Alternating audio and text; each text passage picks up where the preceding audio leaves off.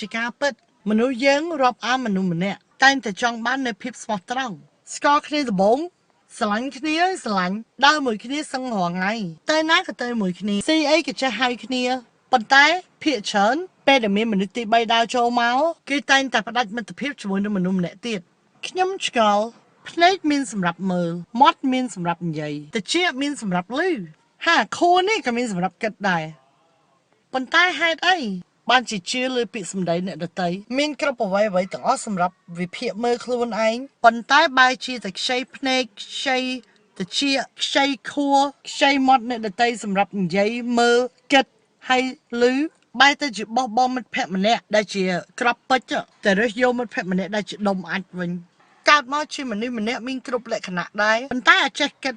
សុំ5មួយម៉ាត់បើយើងរាប់អានមនុស្សម្នាក់ហើយមានអាអ្នកទី3ហ្នឹងមកនិយាយអញ្ចឹងយើងគួរតែគិតថាមនុស្សទី3ហ្នឹងមិនមែនជាមនុស្សល្អទេពីព្រោះវាជាចៃមនុស្សចៃដែលចូលចិត្តទុំនៅលើក្បាលរត់ឆ្វេងឆ្វាយ